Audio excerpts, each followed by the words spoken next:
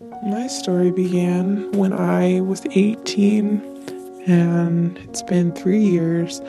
I found myself in a relationship with this guy at work, and it was an unofficial relationship, so to speak. I even introduced him to my family before, and they didn't like him.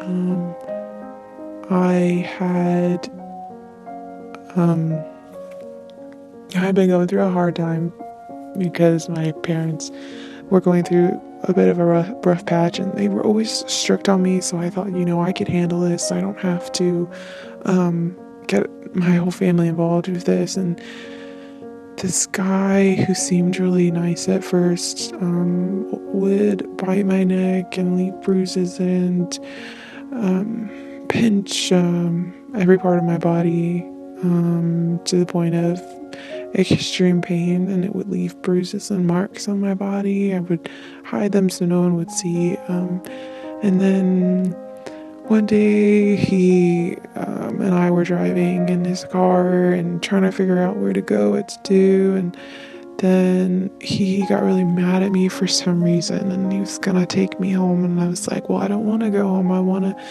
I want us to figure this out. And he pulled over into a random establishment and took a blanket out of his car and told me to follow him and laid it on the grass. And I thought we were gonna look at the stars or talk out our problems, like sit down. And instead, he laid me down,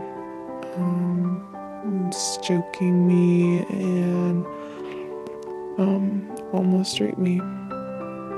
And I don't know what it is that stopped him. I always like to think it was God, but I left feeling very traumatized and gained a sense of what an on and an off switch of my emotions were.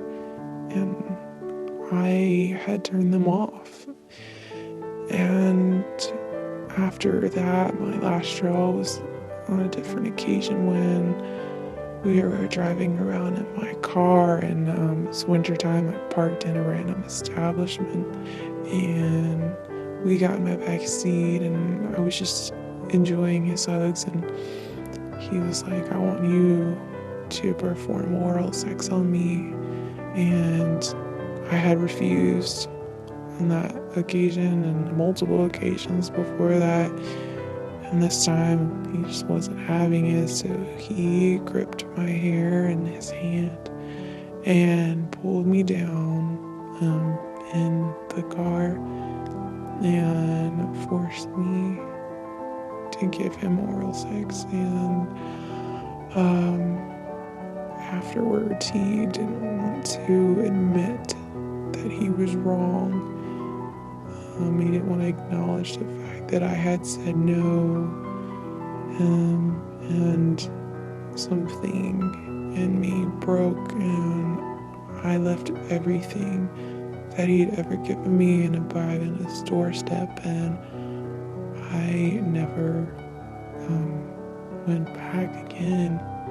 The hardest part of that was just trying not to blame myself, and trying to realize that, rape is rape, and that my story actually counted, and that it wasn't my fault. And today I can say I am a survivor, and I'm not a victim of my past.